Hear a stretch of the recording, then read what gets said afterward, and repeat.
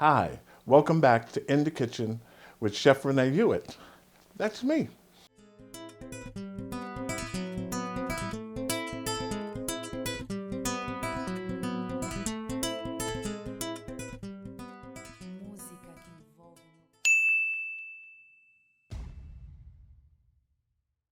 I'm a mother of 4, it's really busy and time is tight. I was able to return to college because of the Community College Opportunity Grant, a free tuition grant. Hudson County Community College changed my life. The college community made me feel like a person, not just a number. The Community College Opportunity Grant covers additional costs while keeping me debt-free. I'm building a new future at Hudson County Community College. We have a wonderful show for you this evening. I interviewed Dr. Chris Reber, who is the president of Hudson Community College, who is a guest on the show this evening talking about COVID, its effect on the college, the community, and also Black Lives Matter. Don't miss this part of the show. It is really, really good. In the meantime, what am I fixing? Stuffed breast. Yes, stuffed breast. I've made it before. You've seen pictures of it, but you actually haven't seen me create it. Now, I have the breast here, of course, uncooked, and I made a pocket in it, and I seasoned it with R.L. Schreiber's roasted garlic pepper and some fresh pepper as well. I think that pepper I use is a variety, it's a pepper blend, peppercorn blend. It's really nice. Maybe you can see the different colors in it. Really good. Now, I have my cream cheese here, and the cream cheese I mix with cilantro and parsley, and got it room temperature so I'm able to take it and, put it inside the chicken, okay? The chicken breast. And outside the chicken breast has also been seasoned. So this is how you do it. Real simple. Come in from work and you want to fix something for the family that's nice. Try doing this. It's really good. Very flavorful. So here I go. You don't want to put too much of this cream cheese in here because what will happen, the heat makes it sort of expand and it'll be all over the place, okay? So I think this is good here. Then what you do, you get yourself some string. This is cooking string. You can use, if you don't have regular cooking string, you can use some string that you use to make pastellas. It's just as good. So take this, and I'm gonna tie it. If it's long enough, you can tie it and make it into a bow. And then when you're ready to serve, it's easier to open. Otherwise, you take the knife and cut it. All right, here's the next piece. Here. I'm gonna do this. Okay, look how simple that is. Very simple. So I'm gonna add some more seasoning, Schreiber seasoning that is, on the outside like this. Add it. A little bit more on this side. Look how easy this is. Look at that, looks good. Here is the pepper. This pepper is really, really different, but it is good. Some salt, just a little, watch your salt intake. You see where I'm going with this? So simple. Turn it over. Oops, some of the cream cheese is on its way out. Let's add a little bit more pepper. Now, behind me, I have I can take these off now. I have my cast iron pan, and I preheated it so it'd be, nice and hot. Not too hot that it's gonna smoke, but you want the chicken to be, when you put it in the pan, you want it to sizzle a little bit, and you're gonna cook it until it is turned brown. Then you're gonna turn it over and do the same on the other side. Then when that part is done, you're gonna take the whole pan and you're gonna put it in the oven, and you're gonna let it cook there until the temperature's 165. 160, when you take it out, it rises a little. So here are the other pieces that I prepared earlier. So let's take this and hit it in the pan. Let's see what happens. Ooh, okay. That has to say, I turned it down because it was actually smoking earlier. Okay, so we have one. Oh yeah, there it goes. We have our second piece.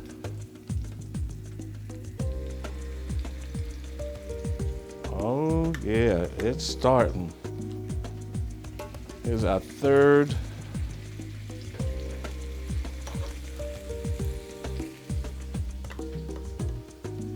And here's our fourth.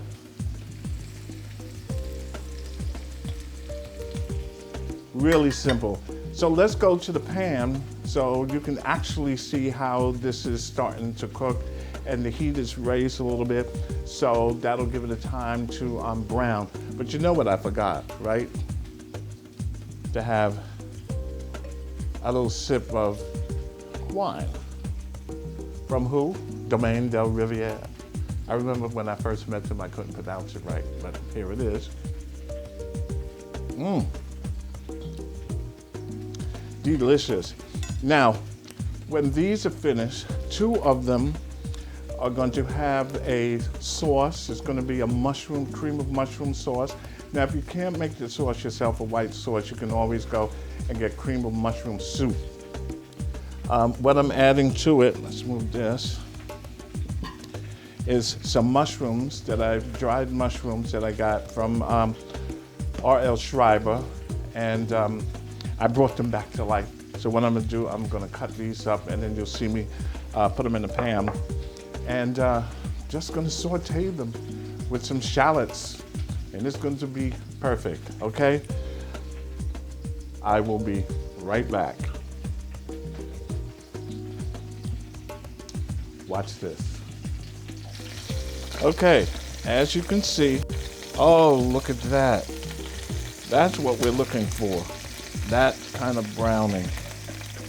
And what that's gonna do is gonna lock in the flavor. Okay, let's see. This one, oh, I see. It's getting stuck. All right, look at that.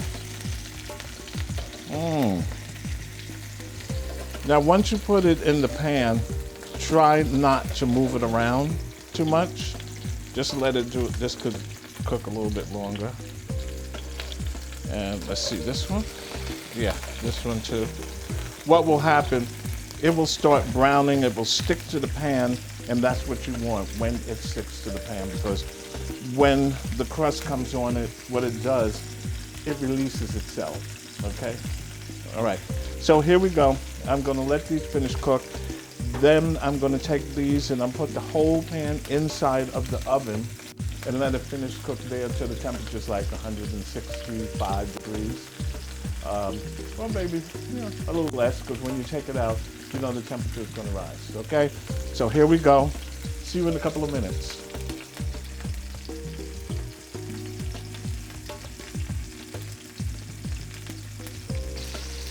Okay, this looks good. It's nice and brown. Oh yeah, this is good.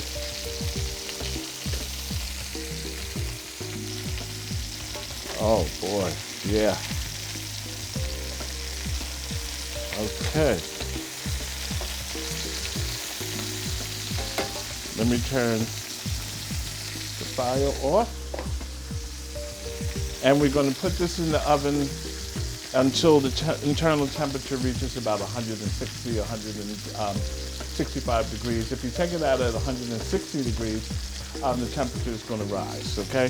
Then when we get finished with this, we're going to work on the sauce that's going to go on top, okay? Here we go.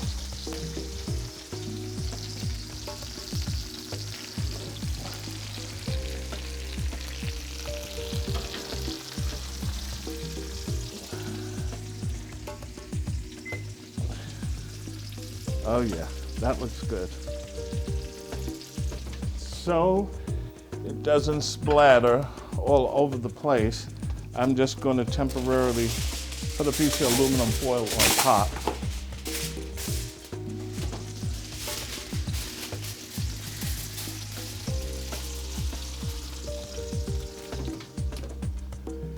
because you know what will happen. That grease will get inside of the oven. Okay, now that our chicken has been browned on top and bottom. Now, if you do the other way and you roll it, it's a little different, but this, we put a pocket in it, remember? And we added the cream cheese, etc. inside of it.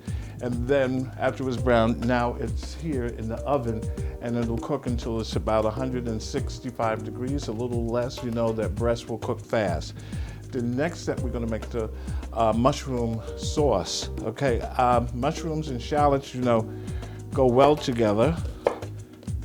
So this was a big shallot, actually from Allstead Farms. Thank you, Kyle, very much. And I'm just gonna chop this like so. And then that's all we need, okay? Put this here. Next, we're gonna take some of the mushrooms. We don't need too many. And we're just gonna rough cut these, okay? They don't have to be really minced. And these were dried, and I let them soak in some water for about a half an hour until they became a little soft to work with.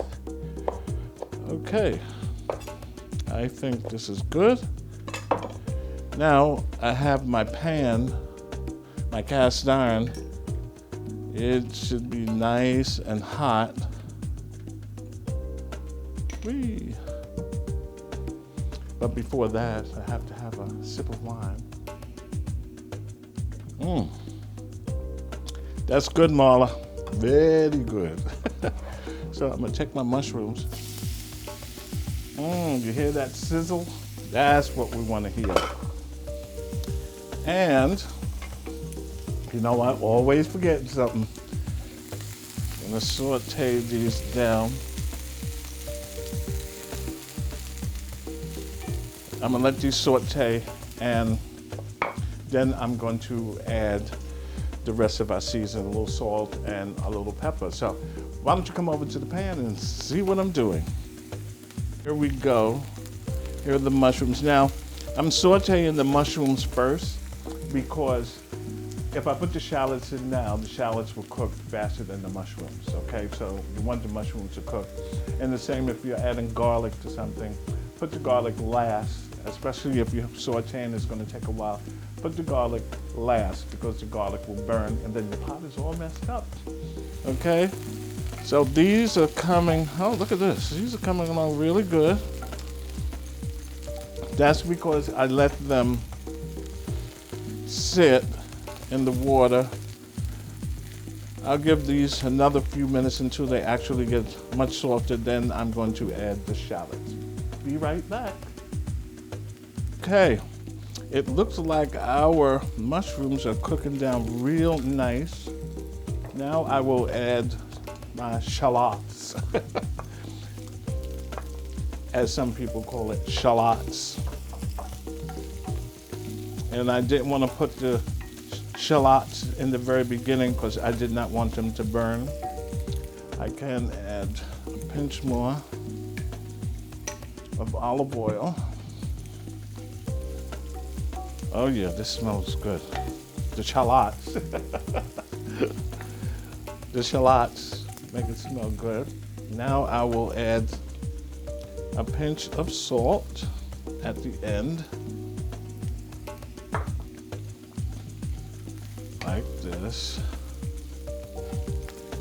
I really want these mushrooms to cook.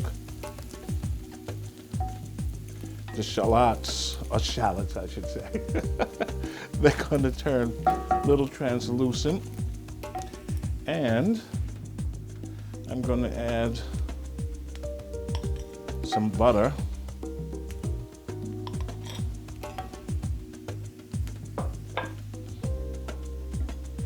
There we go.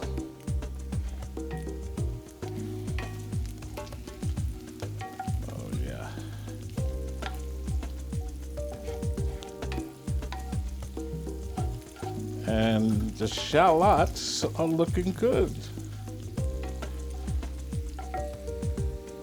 Up a little pepper.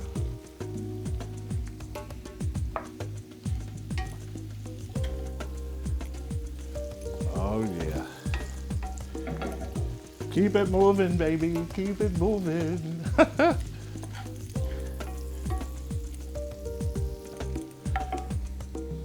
Okay, now that the mushrooms are doing their thing, the chicken is doing their thing, the next segment is going to be the interview, or I should call it conversation. It's the part of the show which we call Spotlight, a conversation with, and it's Dr. Chris Reber, president of Hudson County Community College, where I am an alumni, and he talks about COVID-19, its effect on the college, the community, what they did to protect the students and the community, because the library has different people that come in. The public used to come into the library, so they have to be protected.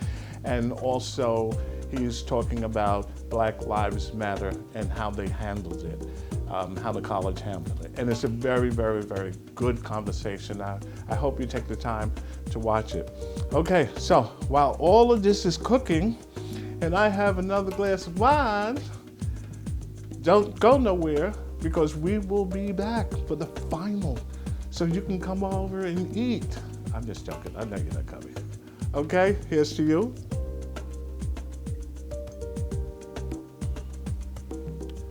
See you in a couple of minutes.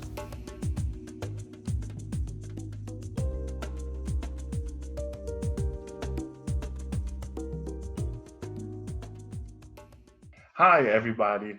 This is Renee Hewitt, and welcome back to In the Kitchen with Chef Renee Hewitt. There's a segment on my show, it is called Spotlight, a conversation with. And today I have the ability and the pleasure of speaking with Dr. Chris Reber, who is the president of Hudson County Community College, where I'm an alumni of. Dr. Reber, welcome. Thank you, Chef Renee. Thank you so much for having me today. It is a great pleasure. I know that the college have some great achievements since the onset of the pandemic, which has hit so many institutions. What are some of the things that you were able to work on, and it helped the college? Yeah, Renee, there hasn't been a day that's gone by since the pandemic started that I haven't been inspired. And I believe, and I've lived long enough to watch this happen a number of times in my lifetime. Sometimes the most significant adversity brings out the best in people. And we have seen that at the college. We had to pivot almost with no notice from our regular on-ground operations to moving everything online and remote. And the challenges were enormous. We all know the challenges from a health perspective, but all of a sudden requiring students who may not have had an online experience before to do all their coursework online, and likewise faculty, some of whom have never taught online before. How do you do all that? How do you keep students enrolled and making progress around all of the other life situations they're encountering? But we got through it as a college community because everyone, and I mean everyone, rose to the challenge, and we saw just selfless acts. I consider them to be acts of heroism. People, giving of their time to teach one another. Our Center for Online Learning just ramped up very quickly to offer virtually 24/7 support to students and faculty. Our college community came together. They started working together like groups of 30 people on safety equipment for when we could return, on protocols, on improving our IT capabilities to support the all remote format. finding ways to help students who really would like to see you face to face but can't. I mean, I could go on. And then in addition to how everyone in the college community helped one another, we had so many members of the college community help others in the larger community. You know, the culinary program that you're an alumnus of is one of our anchor programs. We had students and chefs, faculty, just out of their own initiative, come together and start cooking hundreds of meals to give to I saw community. that. I saw some pictures. Now, after the pandemic hit the country, how did the college or yourself go about announcing it to the public and to the faculty and to the students? How did you go about it? You know, we're a college community that is very transparent. So, you know, we do a lot of things just as a normal part of our culture that bring people together, like town hall meetings every month. And we just continued doing those virtually. So we started communicating immediately. We did videos. We established immediately a website. We established online forums that would allow people to share their needs, including financial needs. And we put together a care team that assembled and was communicating with the college community on their own. We had a coronavirus relief, task force of a whole cross section of our community. They sent email updates. We had people phoning. We phoned every student. So it was a barrage of using every opportunity we had, not only to communicate, but to keep people updated. So we, you know, lots of email, lots of video updates. We did town hall meetings. Yes, I've seen audio. Yeah. Did any of the faculty and students did they get, not in panic mode, but just the fact that they might be losing their jobs because businesses around the country and institutions were not necessarily closing down, but sort of going back and say, okay, we can't have these students come to the college. We can't have you sit in an office. Did they take it lightly, or did they, you know, was in panic mode?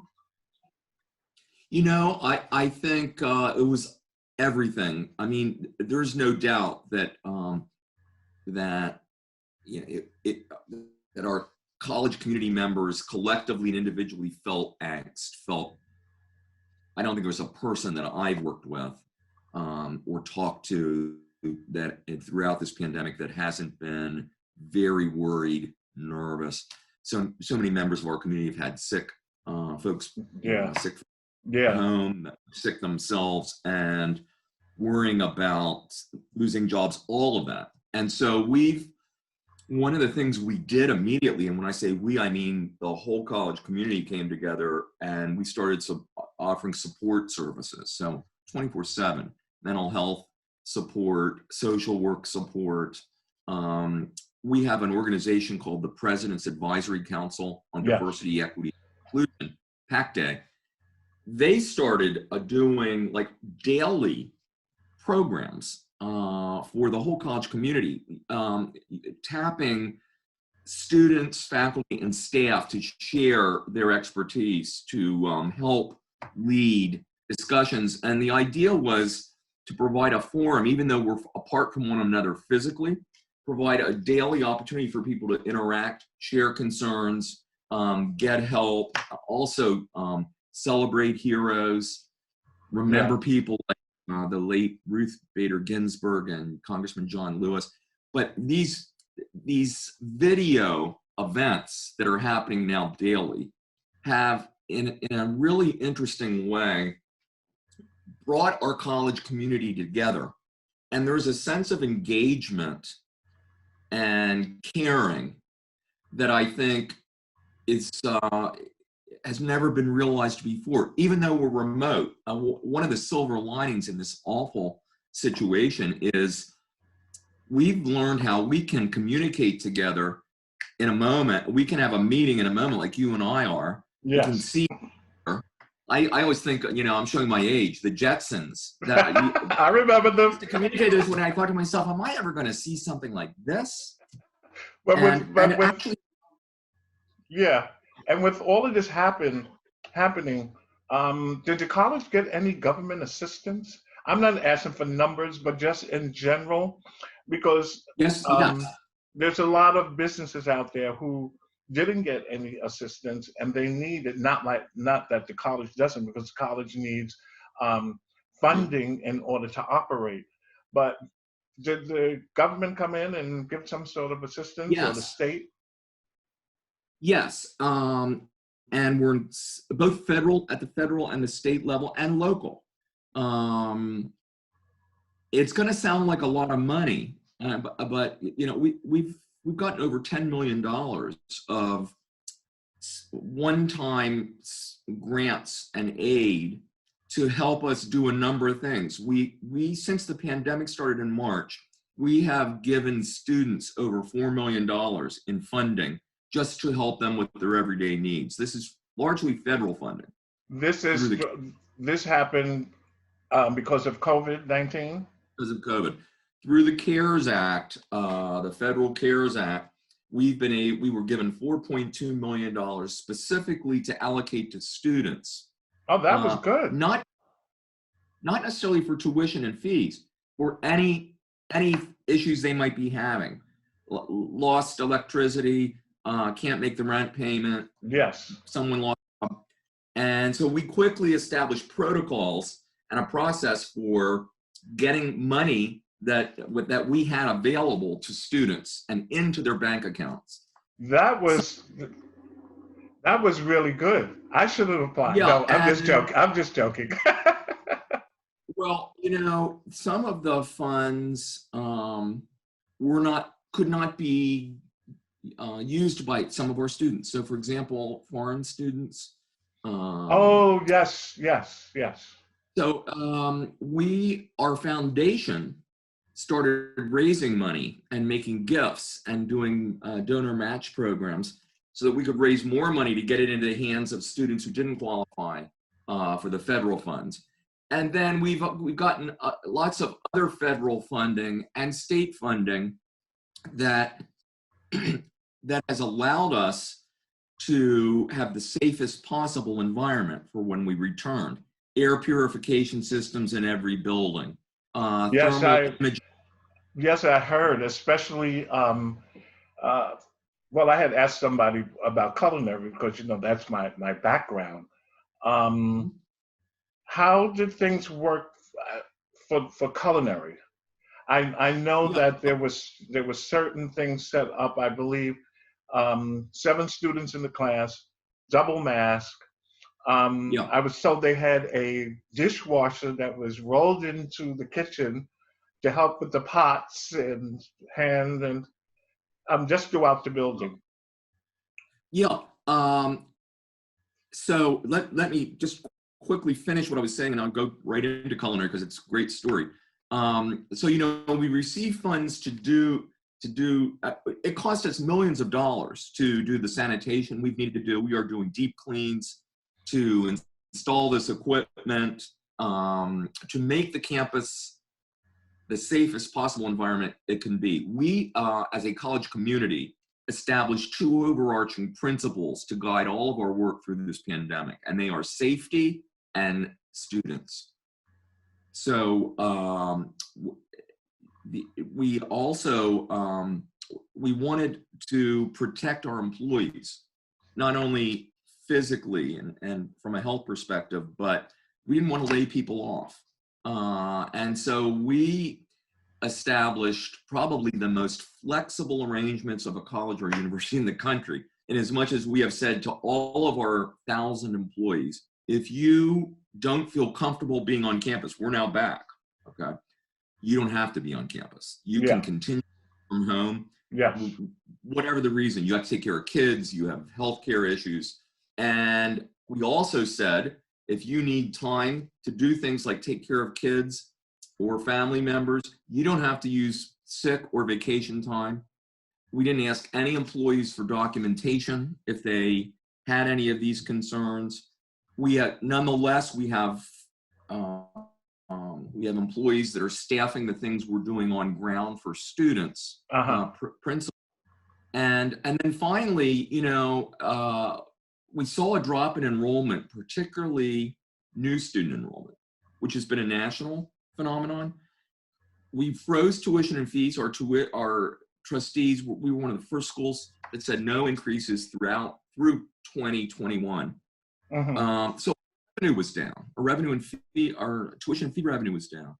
And yet our goal was, we don't want to lay anyone off. Well, the County of Hudson came through and helped us by increasing our county allocation by about $1.9 million, which made it possible not to lay anyone off. So since March, we haven't had to lay off any employees. We have allowed employees maximum flexibility. Yeah. But everything we're doing is focused, in addition to the safety piece, on student needs. So getting to culinary.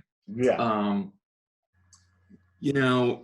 We began to plan for a gradual return to some on-ground classes this fall. And most of our classes this fall are being offered online.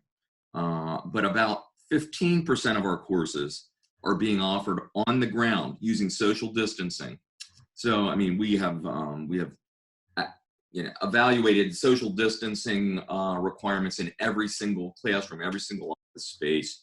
We have signage in 3 languages that make sure people know what the requirements are.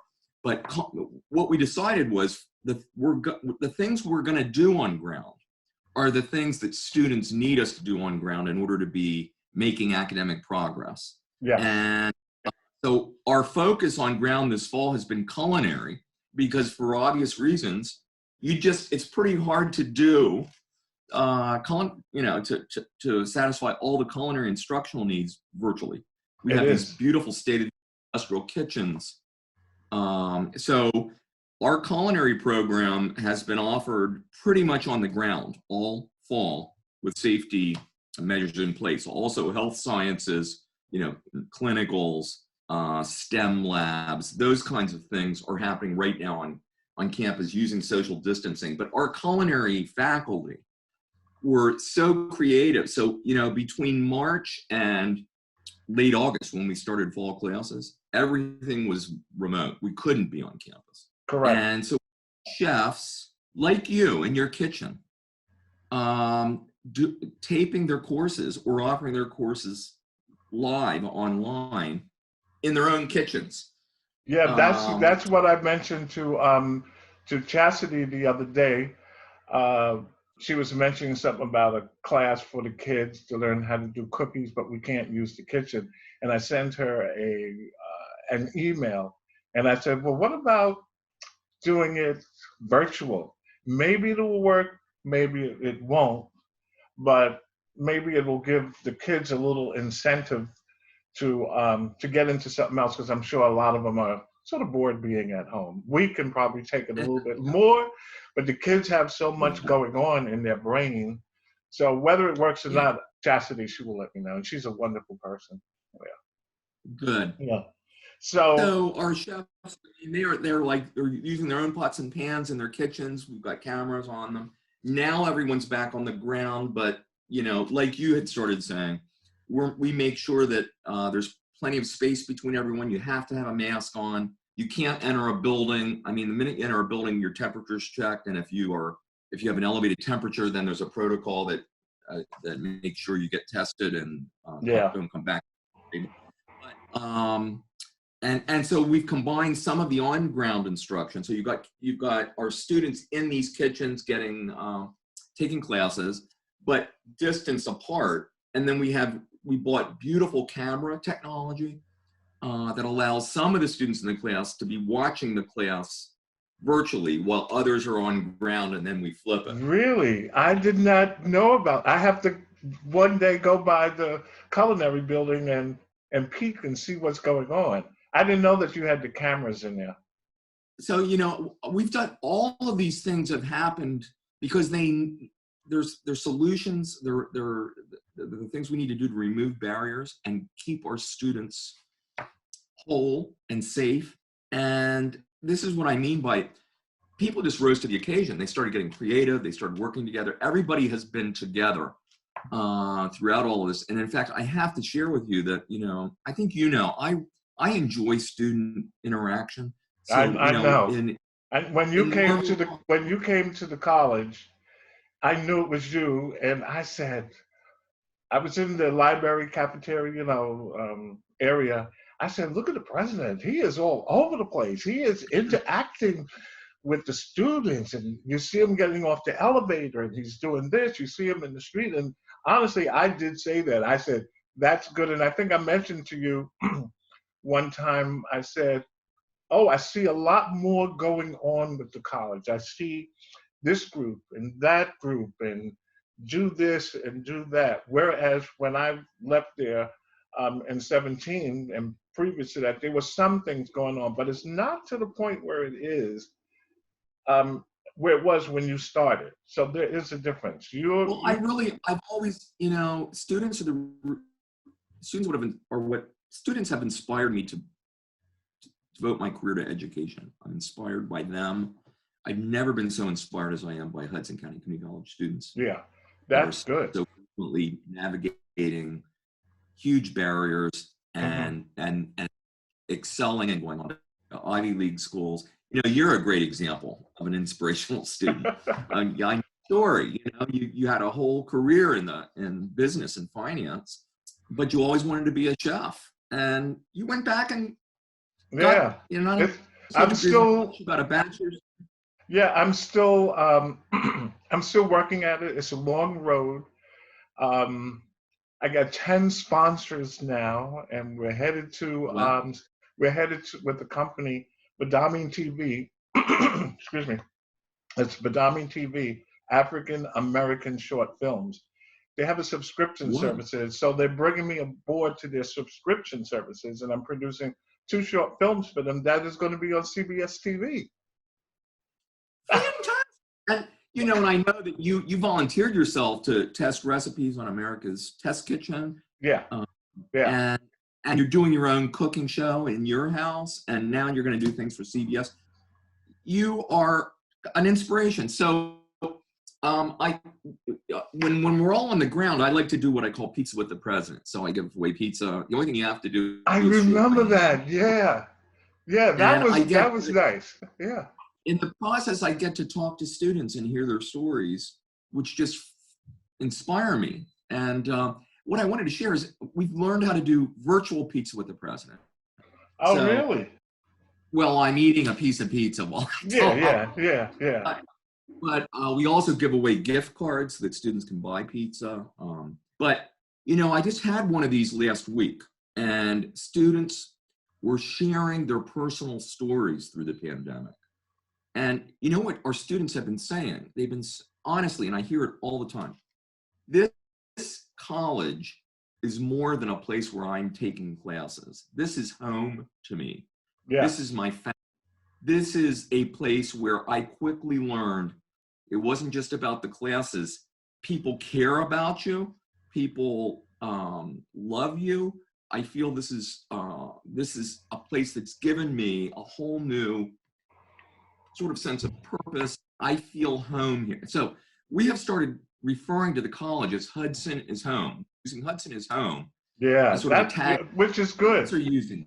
And then what you're doing with the pandemic going on, you know, the safety practices that you have put in place throughout the college. I saw some pictures, and they had the camera was pointing to it, and they had to walk in and look at this, and I thought that was really great. When someone told me about the culinary building, you have to go in, you have to check the temperature, you have to go upstairs, you have to wash your hands, you have to go into the room, I said, wow, I said that's pretty good. So did this fall with this? How has it been affecting the surrounding community with the students and the faculty with the pandemic and the safety issues, because when I was at the library several times, I saw some of the public that come in to use the computers. So what's Yeah. happening with that? We're gradually, we're gradually growing what we're doing on ground as we feel we can do it safely. And so, we have gradually expanded the number of people that can be in the library, which includes public, and we take the community in our title really seriously. We're a community college. And so we have, right now, we have lots of engagement with our community virtually and on the ground. One thing I would share with you, another sort of point of inspiration is all through the time we were totally remote and continuing forward, we have had our food pantries. We have a food pantry on the Yes. Journal Square campus and one on the North Hudson campus. Those food pantries remained open from the moment this hit through volunteers, because our college community and the outside community needed that support. Yes. So students, faculty, and staff volunteering, even though there's a health risk, to provide food out of our food pantries, and that included the community. And so then, as that was happening, our chefs, our chef instructors, and our students started making meals for our students, faculty, and staff. So I saw a couple of pictures. I saw a couple of pictures. I think it was Chef Bensky. Yeah, he was a leader in this, and others were involved too. And they just started nobody asked them to do this. They just started cooking gourmet meals and providing them to anyone that needed them through our food pantries. Yeah, so we had students taking meals to their family, students, faculty, staff that have concerns about being able to feed their kids, getting these prepared meals that have been prepared by people that care and want to make a difference. Now we purchased, these things just keep, it's like a snowball. So now we purchased really first-rate refrigeration equipment so that we can do this. Now, with all of that said, with the community, how did the college deal with Black Lives Matter? Did the college join the community with that? Yeah, our President's Advisory Council on Diversity, Equity, and Inclusion started in fall of 19. And this is a group now of some 38 students, faculty, staff, community leaders, trustees, who are committed to providing leadership and support college-wide and community-wide to advance diversity, equity, and inclusion in all of its forms. And this started before the pandemic. It started before George Floyd and subsequent murders. It started before the tragic Jersey City shootings, the anti-Semitic motivated shootings last December. But it's interesting in retrospect, so this work started, we started to have sort of galvanized efforts across the community to look at all things related to diversity. We started creating new policies and procedures that are designed to help us recruit an increasingly more diverse faculty and staff.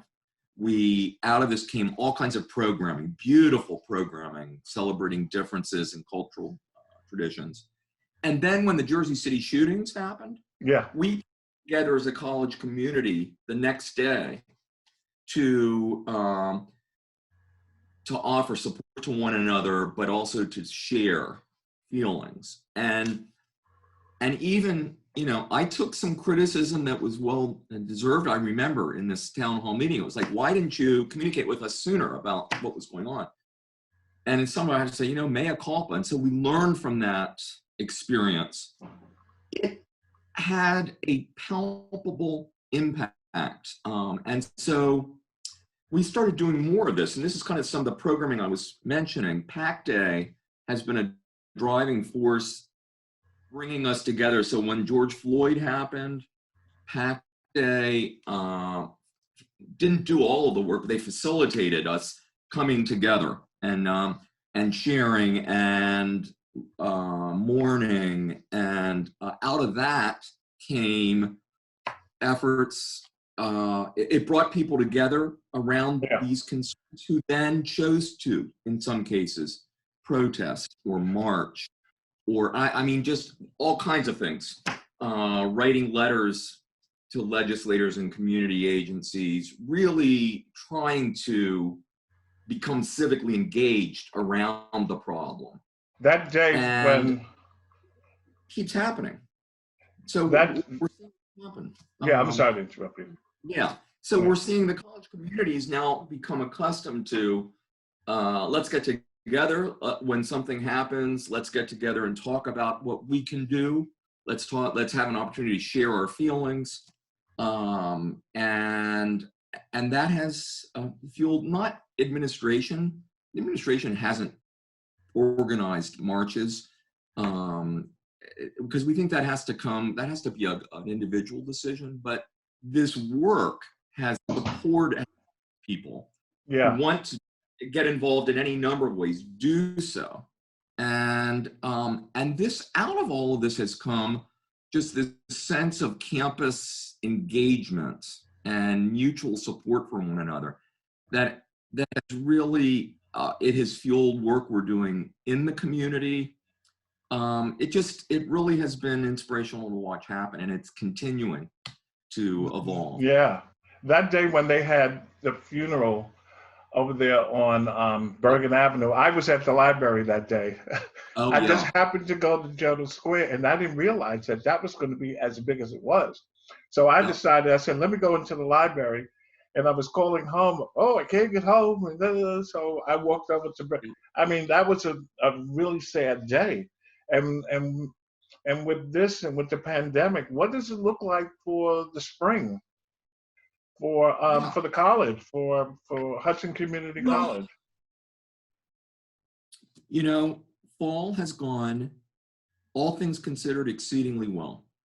I think everyone pretty much feels like, you know what, some people were apprehensive about taking a class on campus or offering one on campus. We didn't make anyone do that. We made sure everybody had options that would allow them to work at home or study at home. Nonetheless, because we prepared, and for all of the reasons that I mentioned earlier, and with all the tools and support, fall's gone well. I think folks that are on campus, we're offering services on campus, we're offering classes on campus. People tell us again and again, we feel safe. Like this is perhaps as safe an environment as you can get right now because of all the work that's gone into it. And we've had protocols. I got the virus. I think I saw, didn't you send out a letter regarding that? Did you send out a letter? Yeah, I let people know. Yeah.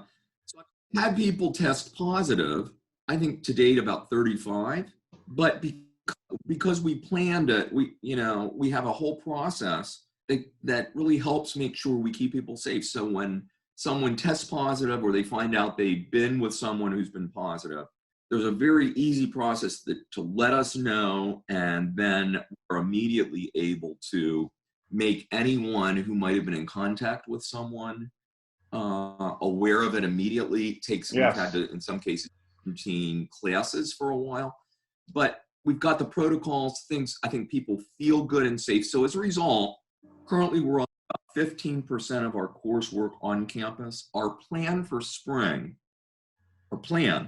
is to offer about a third of our courses on ground, a third online, a third remote. That's online good. is 8. So we're trying to ramp up the number of on-ground both courses and services because some students want the on-ground experience or need it. Yes, I've heard that before. I've heard, what we're basically, they want that one-on-one, opposed to looking into a camera. It's almost like you want to see, feel, and touch, to be with other people in the room. That's very, very important. I took an online class I didn't think it was going to be like it was, but it was only one. It was something regarding pop culture. I took a pop culture at FDU. I was FDU. And it was a little different. Uh-huh. It was a little different. I think we tend to Uh-huh. slack off a little bit when it's online. Well, it depends. If you have faculty that are really good at teaching online, it's interesting. You can't slack off. You can't. This is another whole topic, but faculty that are really adept at teaching online, they draw you in. You can't sit in the back of the room and try to be not recognized. They draw you in. They make sure you're engaging. Okay. Okay. We have had different levels of expertise. We've had to learn together. I think our whole college community has become much more familiar with and comfortable with technology and the use of online. We also recognize a lot of our students didn't have the hardware they needed. So we used federal stimulus and other funds to buy Chromebooks. I heard. We loaned Chromebooks to any student that needed them, over 1,000. And we actually made those available through the food pantries because they were operating even during them. That was good. When I saw that, I said, a lot of kids are, they're really, really, really happy about that. Wow, Dr. Reber, this has really, really been good. But I have one last question before we go. And thank you so much for being here. My question is... Thank you, Renee. We are so proud of you and happy for you. Thank you. And if I could do anything to join the forces, please have someone reach out to me. I'm here. Yep. However, Fantastic. In one word, how would you describe Hudson County Community College? You know what word I'm going to use. Inspirational. Huh? Inspirational. Yes. Yes. I am inspired every day. And, as horrible as all of these challenges have been, there have been so many silver linings thanks to the goodness and the generosity of students, faculty, staff, community. And it's really, as hard as this has been, it has also been, I think, affirming in terms of, at the end of the day, belief in the goodness of people and humankind, of education. And I'm sure people are wondering why, when I ask you that question, why am I laughing and you're smiling? Because that is your signature question. And Ms. Christopher and I, we were talking about it, and I says, oh, I'm gonna get him on this one. And thank you. I really appreciate this. I really appreciate what you and Ms. Christopher and the college have been doing for me from day one, and I'm still working with you. And if there's anything that I can contribute, whether from home or at the college, please have someone reach out to me. I see things going on, and I'm not the type to say, oh, I want to be a part of it. If someone invites me, I think it's a little bit more personal. Sure. Well, I will take that to heart. I appreciate that. And thank you, Chef Renee, for everything you do. You're a good man, and you are a manifestation of the reason Hudson County Community College exists. Thank you. And you're doing a wonderful job. Ladies and gentlemen, thank you so much. This has been Dr. Chris Reber. He is president of Hudson County Community College, and today the spotlight was on him, a conversation. Thank you, Dr. Reber, and I'll see you on campus. Okay. Absolutely. Bye-bye. Stay safe and well. Okay. Bye-bye. Bye-bye. Okay, I'm back. Now, wasn't that a great interview with Dr. Reber?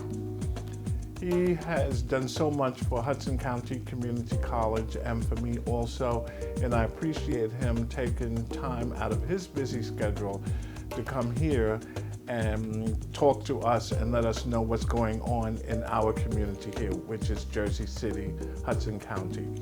However, the chicken is in the oven. I'm going to take it out and we're going to cut it and look at it. So give me 1 second.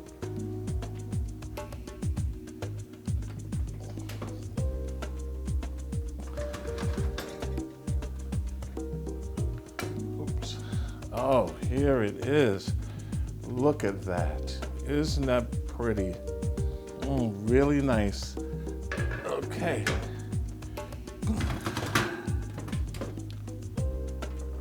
So what I'm going to do, well, I guess I really don't need that. I could use this. And let's get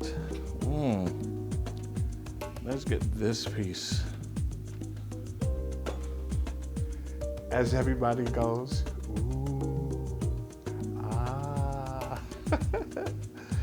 And I will get another piece.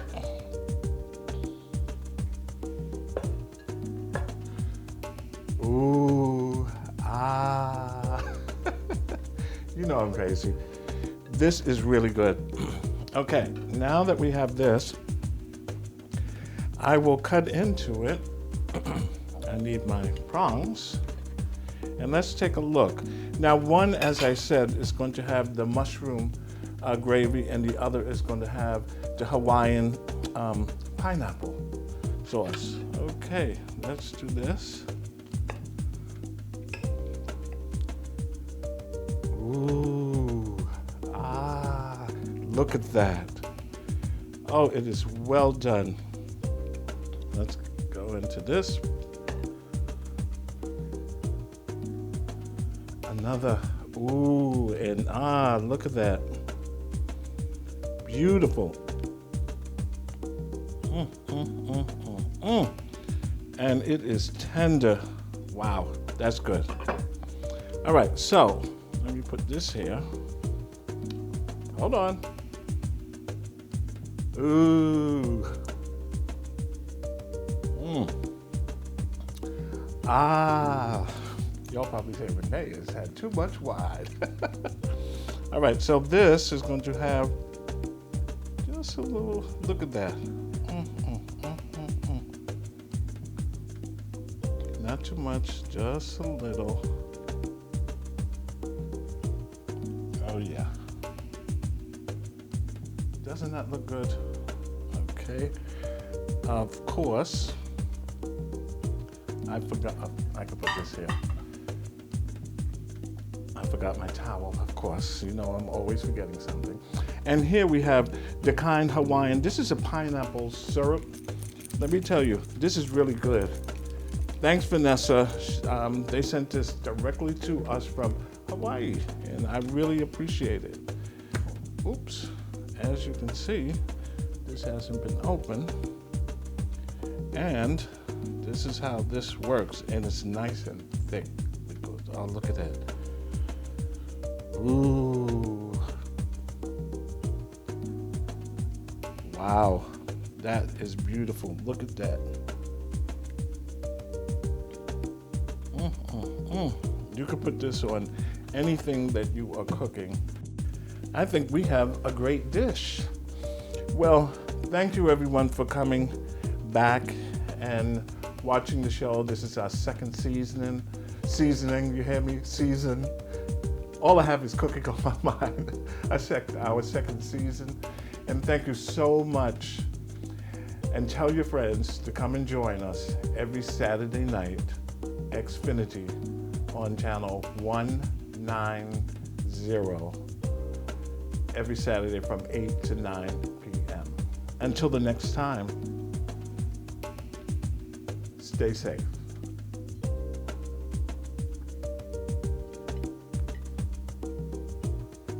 Bye.